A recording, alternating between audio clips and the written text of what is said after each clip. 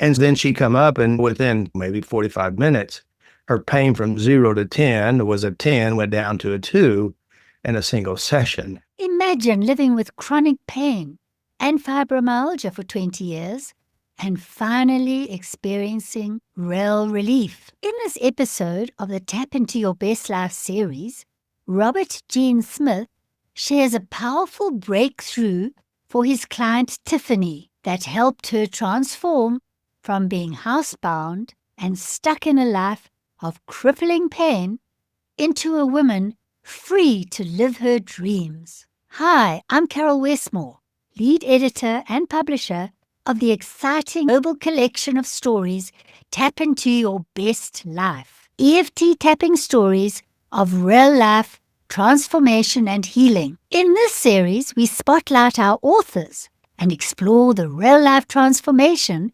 behind their chapters. Welcome, Robert Gene Smith.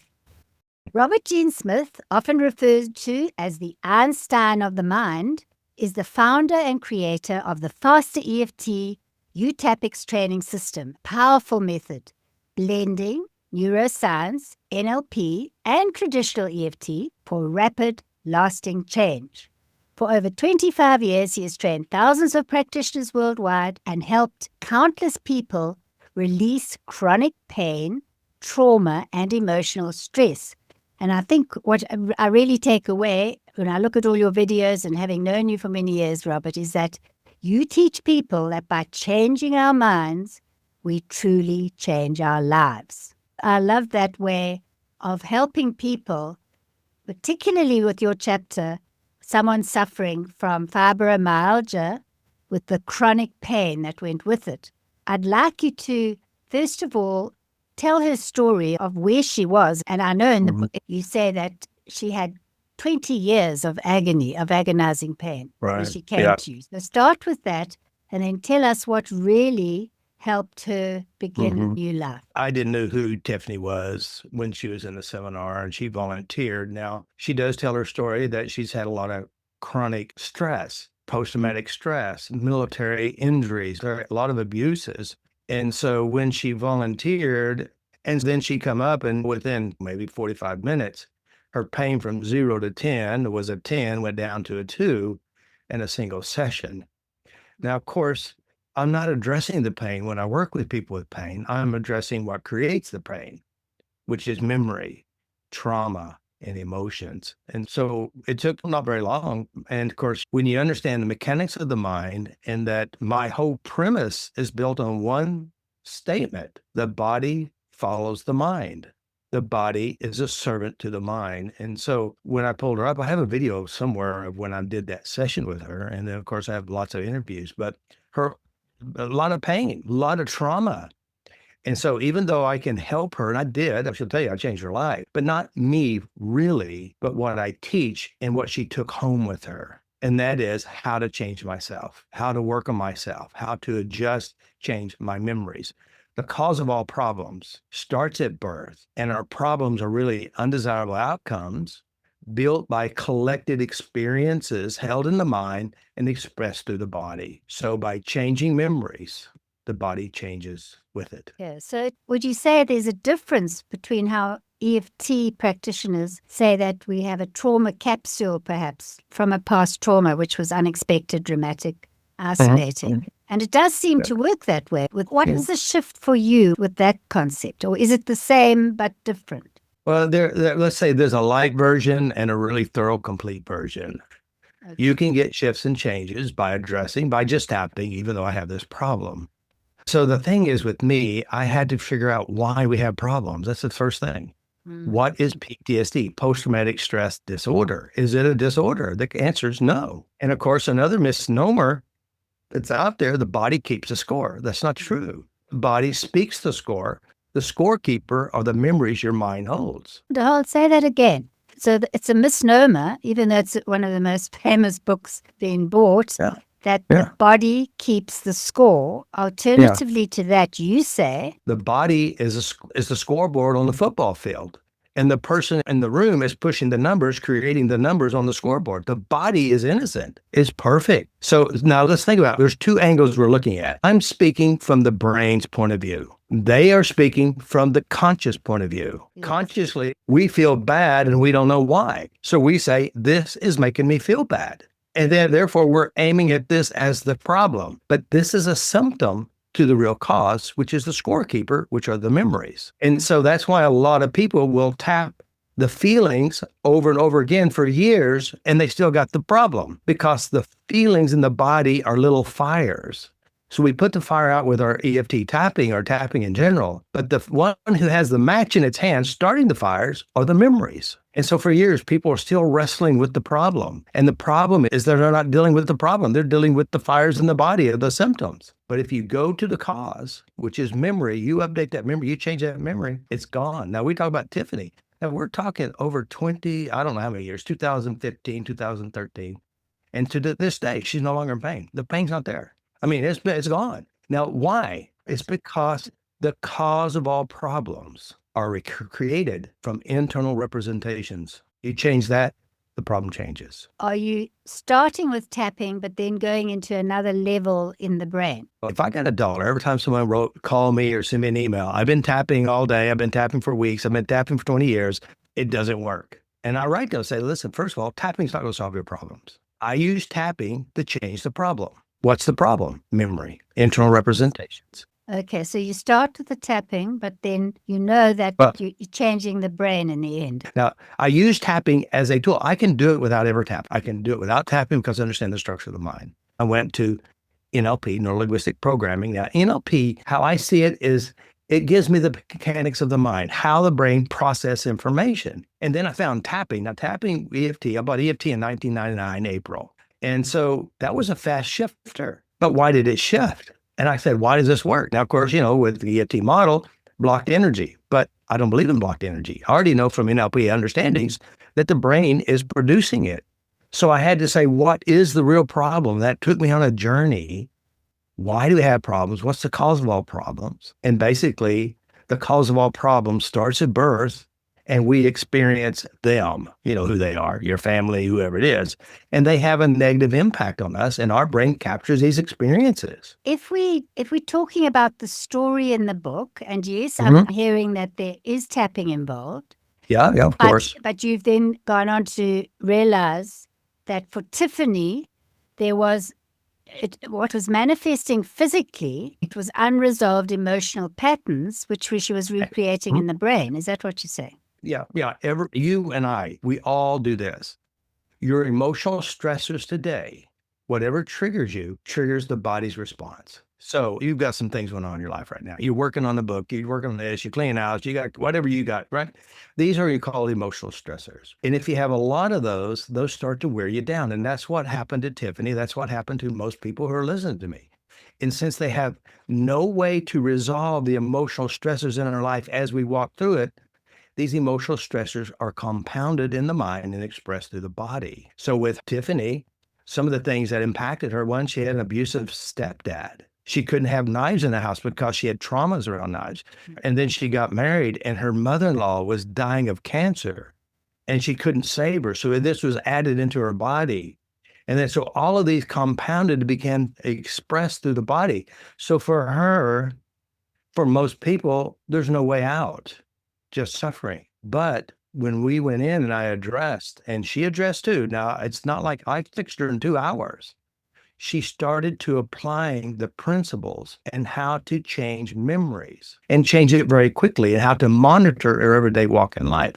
As she did that, she became a participant in her personal healing and transformation. I knocked the big stuff out.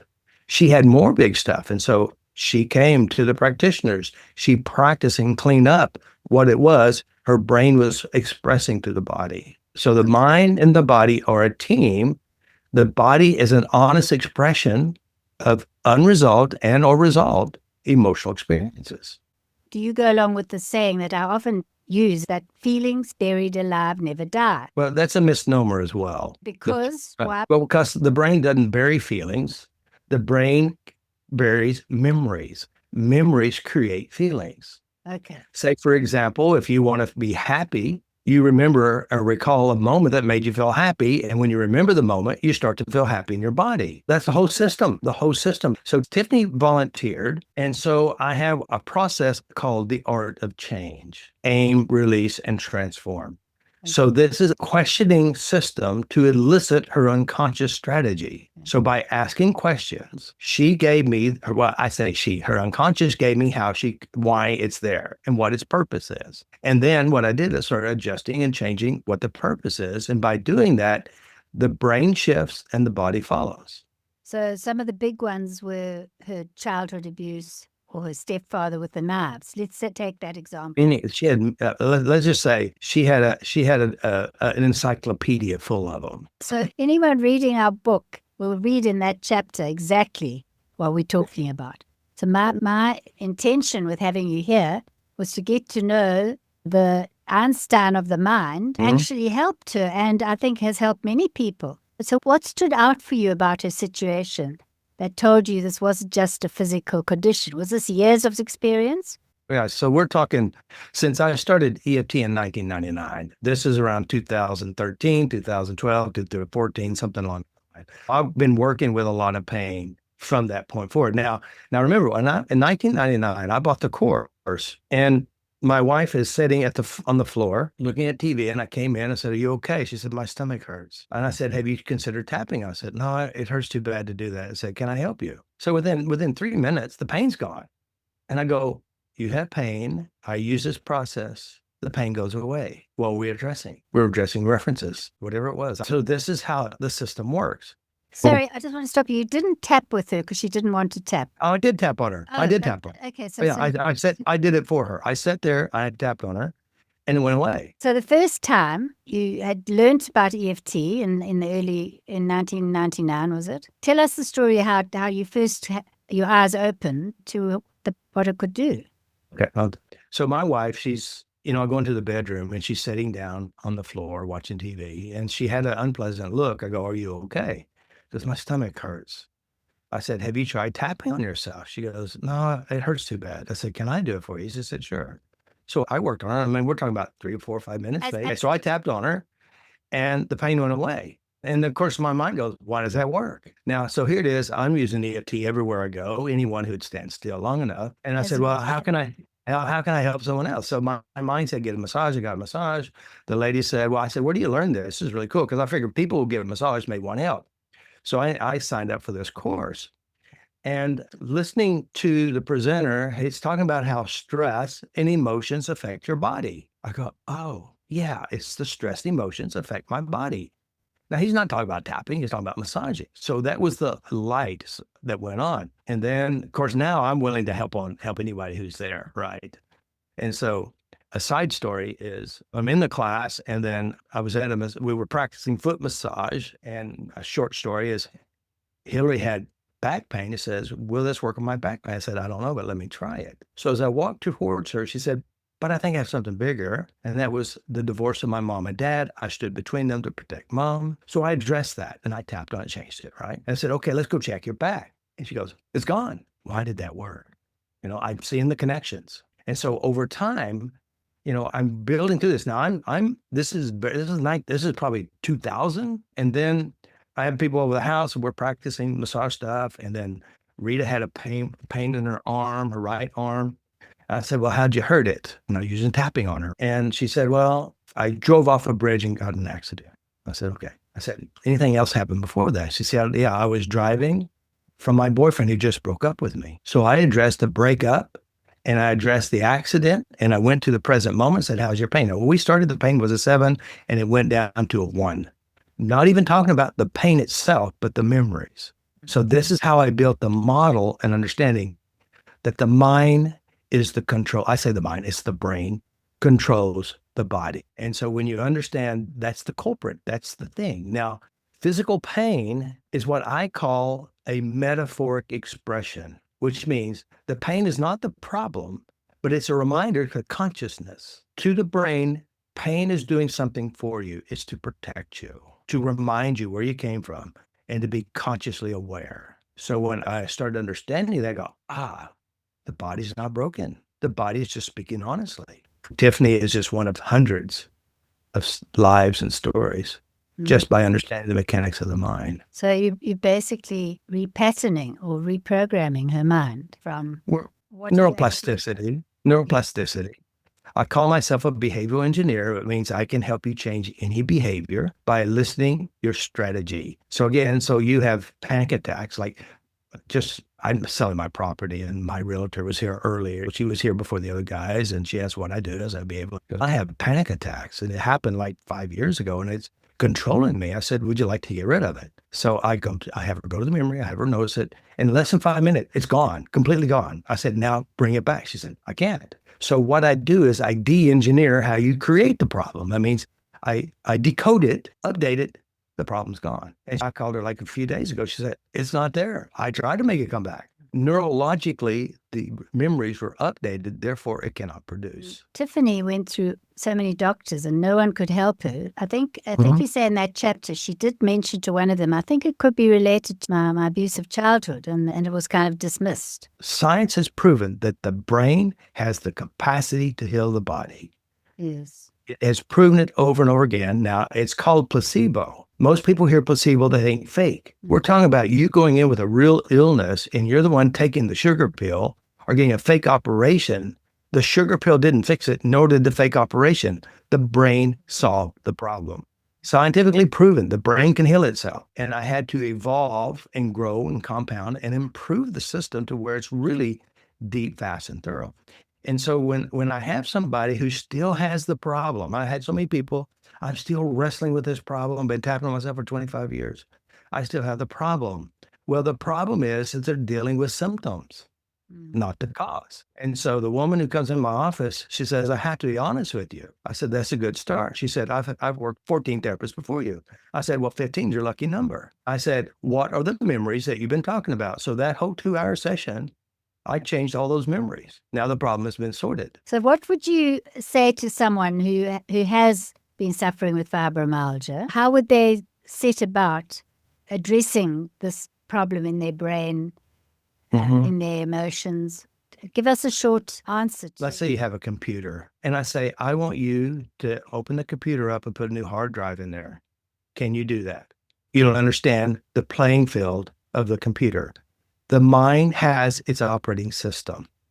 So first of all, if you don't know how it works, you can't sort it out. So the first thing is understand what you're doing inside you, how you are representing it, how you are internalizing it, and also how to change this. Now, here's one big problem with this. Your problem that your brain is manifesting has become a part of your value system and your identity. And the biggest thing that I hear is say, who will I be when this is gone? And I say, happier. But the truth is that because it's hard to change something that you believe is real because your brain is producing it to seem real. So you've got to be able to shift. And that's really hard by yourself because you see your problem as absolutely the fact. And then you plan your whole day around this fact, but it's only a false fact. But for you, it's a real fact. To release ourselves from pain and from old beliefs, say about money or about love, which are all part of what absolutely we've been doing with our as practitioners. Where would they start? Would they come to? Do you still do one-on-one sessions or? Of course, I do trainings as well. I do training, online trainings. I do sessions. I do all that stuff. So your website is skillstochange.com. So Robert, basically, we're talking about unresolved emotional trauma served in the nervous system, but triggered by the brain. Correct? And yes, what you do in a session is update the brain. So aside from pain, tell us what other particular things people come to you for that are as impressive as the fibromyalgia story. So since I understand the mechanics of the mind, people come with financial issues, relationship issues, addiction. I worked 12 years in drug rehab getting the addiction model. Weight loss and addiction and pain, they're all the same, different ingredients. So I work with a lot of people. Why am I a doormat? Why do I let people use me and abuse me? It creates a new identity for yourself. If something in this conversation resonated with you, I invite you to share this episode with someone who needs to hear it. Until next time, keep tapping, keep growing, and stepping into your best life.